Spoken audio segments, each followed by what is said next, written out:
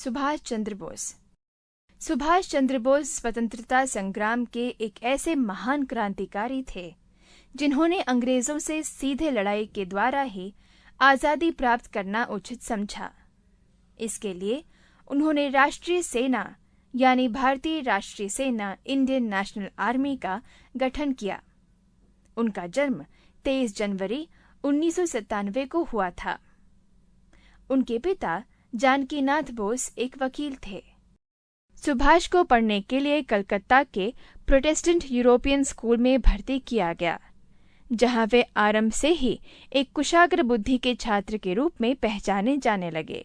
चूंकि European school में बंगाली भाषा नहीं पढ़ाई जाती थी, सुभाष ने राविन शाह कॉलेज में दाखिला लिया। यहीं पर उनमें राष्ट्रीयता के प्रति लगाव जागृत हुआ। सुभाष ने 15 वर्ष की आयु में ही स्वामी विवेकानंद के उपदेशों को पढ़ा, जो आगे चलकर उनके जीवन को प्रभावित करते हैं। स्वामी विवेकानंद ही सुभाष के लिए स्फूर्तिदायक थे। सुभाष योग साधना करते थे। उन्होंने किसी गुरु से अपने अंतर्मन की शांति के लिए दीक्षा लेने का निर्णय किया। वे मैट्रिक की परीक्षा में पूरे विश्वविद्यालय में द्वितीय श्रेणी में उत्तीर्ण हुए। उसके बाद वे कलकत्ता के प्रेसिडेंसी कॉलेज में आगे की पढ़ाई के लिए भर्ती हुए। कॉलेज में पढ़ते हुए भी सुभाष गुरु को खोजते रहे। कॉलेज में अंग्रेजी विद्यार्थी और भारतीय विद्यार्थियों में भेदभाव किया जाता था, जो सुभाष को पसंद नहीं आया। कॉलेज के छात्रों ने सुभाष के नेतृत्व में कॉलेज प्रिंसिपल जेम्स से इस बात की शिकायत की। जब प्रिंसिपल ने छात्रों की शिकायत पर कोई कार्रवाई नहीं की, तो छात्रों ने हड़ताल करना शुरू कर दिया। 3 दिनों तक हड़ताल करने के बाद जब शिक्षकों ने अपने आचरण के लिए माफी मांगी, तब जाकर छात्रों ने हड़ताल वापस ली। एक बार ऑटन नाम के प्रोफेसर ने एक विद्यार्थी को पीटा। विद्यार्थी ने भी बदले में प्रोफेसर को पीटा। इस घटना के पीछे सुभाष का हाथ होने के शक यानी संदेह पर सुभाष को कॉलेज से रस्टिकेट कर दिया गया, यानी निकाल दिया गया। इसके बाद सुभाष अपने माता पिता के पास कटक चले गए, जहां उन्होंने कई प्रकार के समाज सेवा कार्यक्रमों में भाग लिया, जिससे सामान्य जनों में उनका काफी नाम हुआ। बाद में सुभाष कटक के स्कॉटिश चर्च कॉलेज में भर्ती हो गए। वहां उन्होंने सैनिक शिक्षण कार्यक्रम में अपना नाम दर्ज करवाया। सुभाष को यह कार्यक्रम बहुत पसंद आया। शिक्षकों को भी सुभाष का क्रम शिक्षण से रहना बहुत अच्छा लगा। एक बार प्रोफेसर ऑटन किसी कार्यवश कटक के इस कॉलेज में आए। वहां सुभाष को देखकर बहुत आश्चर्यचकित हुए। उन्होंने वहां के शिक्षकों से सुभाष के बारे में पूछताछ की और सुभाष को सैनिक शिक्षण में commanding officer of the corps की पदोन्नति दी। सुभाष ने 22 साल की उम्र में कलकत्ता विश्वविद्यालय से डिग्री यानी उपाधि की शिक्षा पूरी की। उसके कुछ समय के बाद वे इंडियन सिविल सर्विसेज की परीक्षा में भी उत्तीर्ण हुए, लेकिन उन्होंने अपने इस पद से त्यागपत्र दे दिया। उसके बाद सुभाष का परिचय गांधी जी से हुआ। गांधी जी उस समय देश में चल रहे स्वतंत्रता आंदोलन का नेतृत्व कर रहे थे। सुभाष और गांधी जी के विचार आपस में बिल्कुल नहीं मिलते थे। गांधी जी ने सुभाष को कलकत्ता के चित्तरंजन दास से मिलने को कहा। उन दिनों चित्तरंजन दास कलकत्ता के माने हुए नेता थे। सुभाष जब उनसे मिले तो उन्होंने तुरंत सुभाष को नेशनल कॉलेज का प्रिंसिपल के पद पर नियुक्त किया, लेकिन कुछ ही समय बाद ब्रिटिश सरकार ने उन्हें सरकार विरोधी गतिविधियों के जुर्म में पहली बार 6 महीनों के लिए जेल भेज दिया। सुभाष उधर जेल में थे और इधर देशबंधु यानी चित्तरंजन दास ने स्वराज्य पार्टी की स्थापना की। अप्रैल सन 1924 में हुए कलकत्ता कॉरपोरेशन के चुनावों में स्वराज्य पार्टी की सभी जगहों में जीत हुई। चित्तरंजन दास कलकत्ता के मेयर बने और सुभाष चीफ एग्जीक्यूटिव के पद पर नियुक्त किए गए। चित्तरंजन दास ने कॉरपोरेशन के सभी कर्मचारियों को खादी के कपड़े पहनवाने की व्यवस्था की और साथ ही इस बात का भी ध्यान रखा कि सभी लोगों को खादी के बारे में जानकारी हो।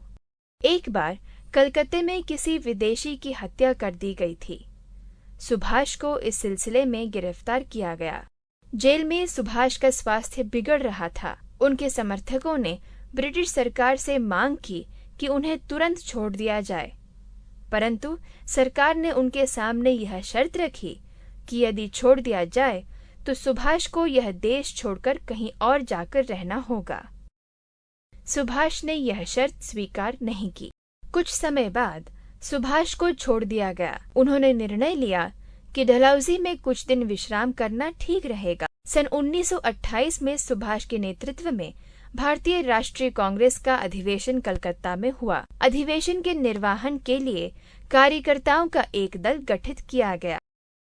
अधिवेशन के निर्वहन के लिए कार्यकर्ताओं का एक दल गठित किया गया। सुभाष उस दल के जनरल ऑफिसर इन कमांड थे। सरकार को उनकी गतिविधियों पर शक हुआ और सुभाष को उनके साथियों सहित गिरफ्तार कर लिया गया। सन 1931 के कॉरपोरेशन के चुनावों में सुभाष मेयर के पद के लिए निर्वाचित हुए। इस पर लोगों ने सरकार से मांग की कि सुभाष को रिहा कर दिया जाए और वे छोड़ दिए गए। सुभाष ने कलकत्ता के मेयर का पदभार संभाला।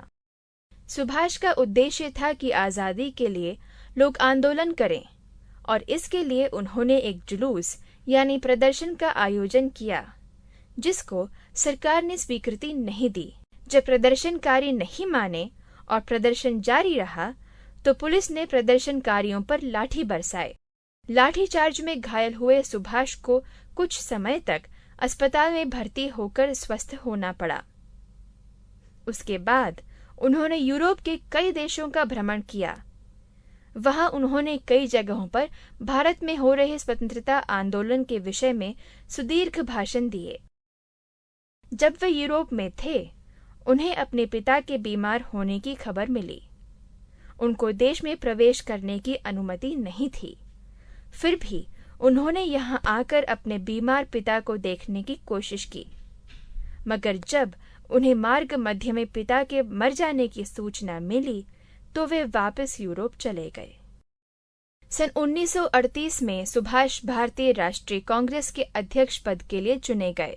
यद्यपि गांधीजी जैसे नर्मपंथी नेता सुभाष को उनके क्रांतिकारी विचारधारा के कारण नहीं चाहते थे, फिर भी सन 1939 में सुभाष अध्यक्ष पद के लिए चुने गए।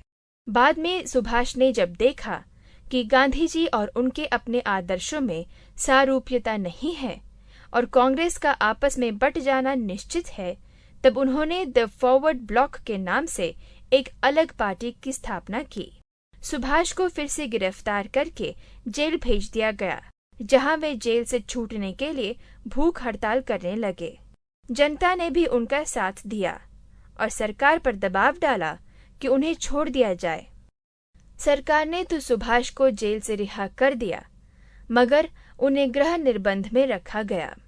एक बार सुभाष मुस्लिम युवक का वेश धारण करके ब्रिटिश वालों के चंगुल से बचकर काबुल भाग गए और वहां से मॉस्को होते हुए बर्लिन जा पहुंचे।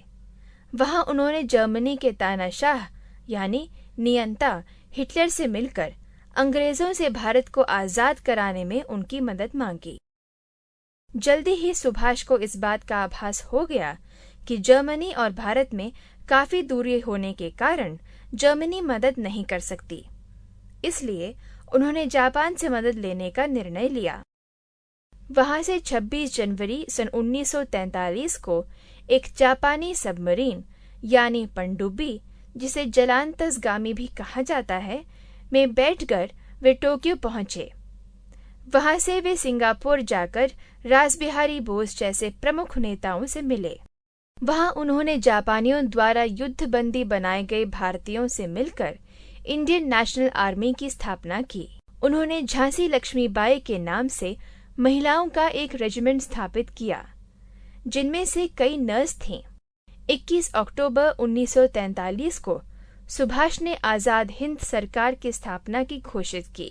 उन्होंने अपने सैनिकों को दिल्ली पहुंचने को लक्ष्य मानकर युद्ध के लिए तैयार होने को कहा।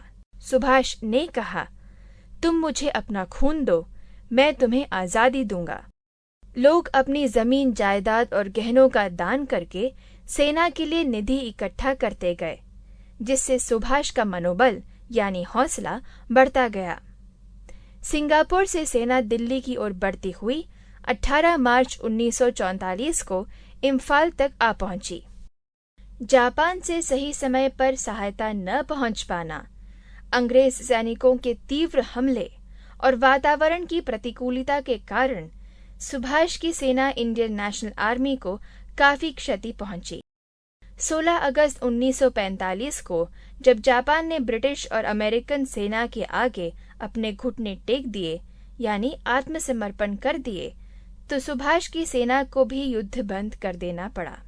ब्रिटिश सेना से सुभाष के प्राणों की हानि होने की आशंका से उनके साथियों ने उन्हें देश छोड़कर किसी सुरक्षित स्थान पर चले जाने को कहा।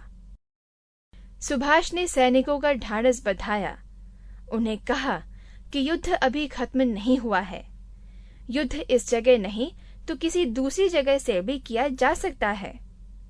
वे 17 अगस्त को कर्नल हबीब उर रहमान के साथ एक जापानी हवाई जहाज में वहां से रवाना हुए, किंतु रास्ते में ही वह हवाई जहाज दुर्घटनाग्रस्त हो गया।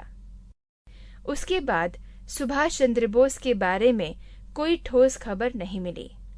कुछ लोगों का कहना है कि सुभाष उस दुर्घटना में मर गए। कुछ कहते हैं कि किसी जगह पर वे सुरक्षित थे।